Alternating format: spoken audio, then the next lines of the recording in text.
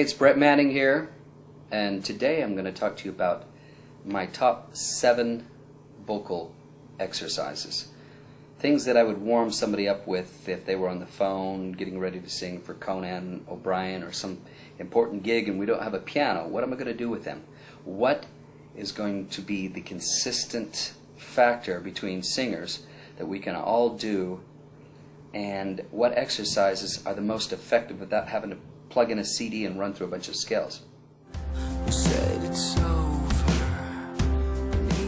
First of all, you want to take all the pressure off the voice. The number one thing, people talk about humming all day long, humming, but get rid of the scale. Just, but this is called humming without resistance. If I say, and I feel any resistance, I've lost the effect of the hum. The hum is to prepare the vocal cords to warm up. So when I say,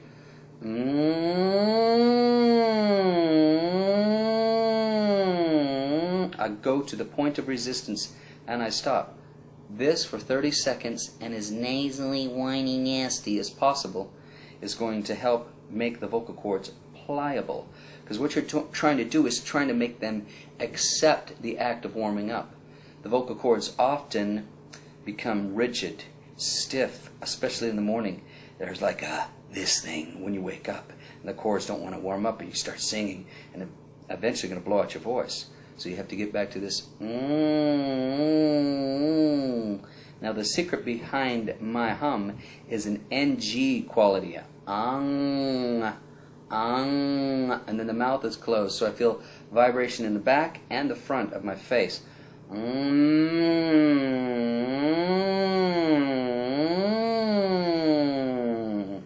30 seconds at a time, take a minute rest, 30 seconds again, minute rest, and then do the second exercise.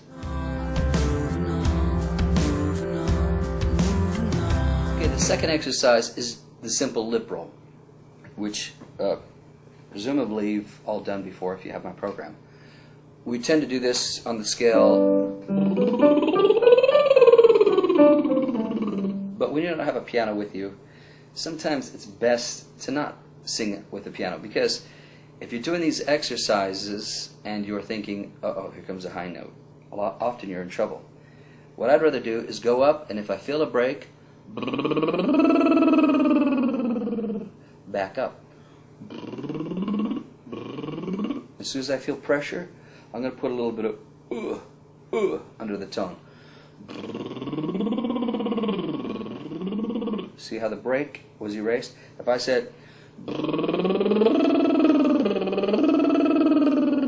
I need just enough to hold the chords together. So I'm going to say, through the first transition. Then, if I can make it through there, I shoot for the second transition. It's going to go more into my head voice.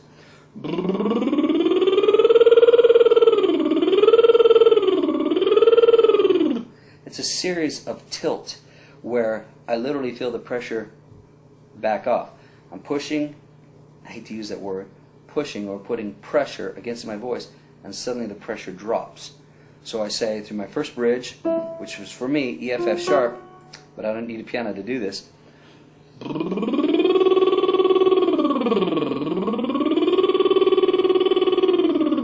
The next heel,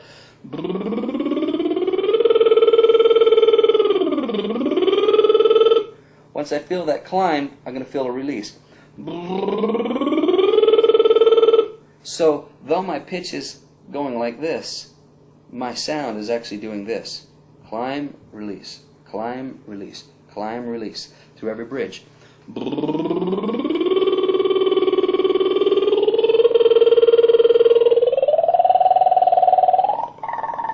Once I'm there, to that thinnest place, I pull the thin voice down.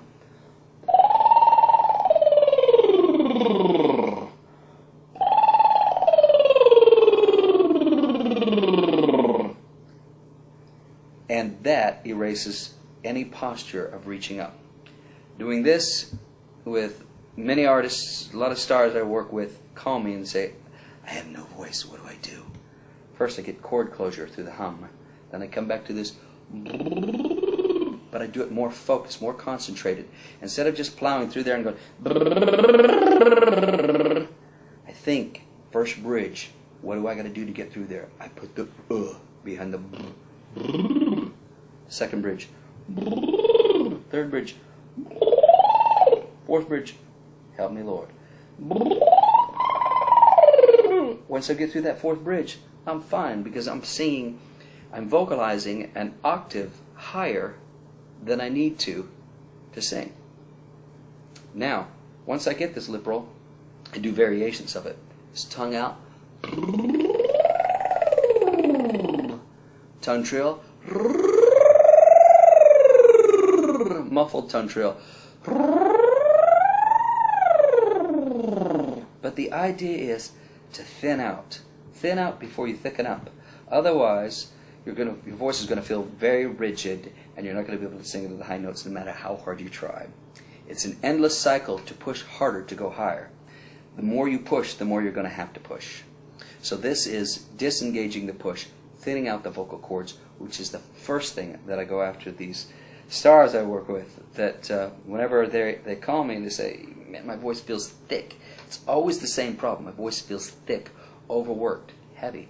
And so the solution is always the same thing. Close the cords, thin it out.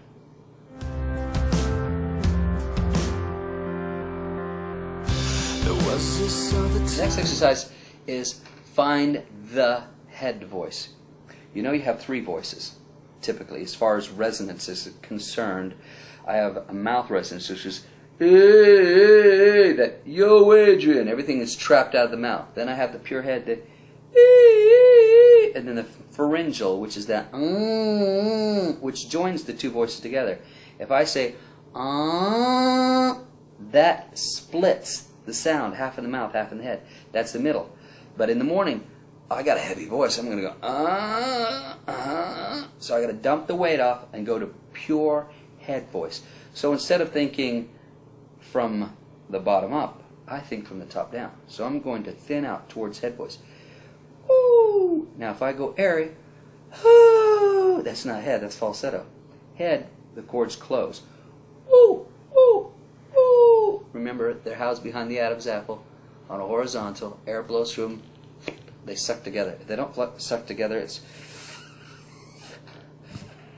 they don't quite come together. It's falsetto. That's the more pressure I put on them, the more air it's going to get. Here, the more pressure I put on it, the louder it's going to get, the more presence. So all I need to do is say to get there. If I'm still saying then my voice obviously wants to go groggy, and groggy is the opposite of falsetto.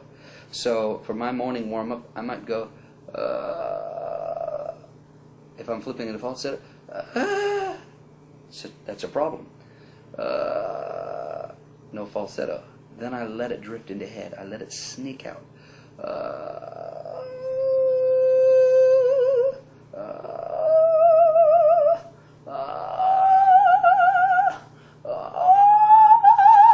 Once I'm there,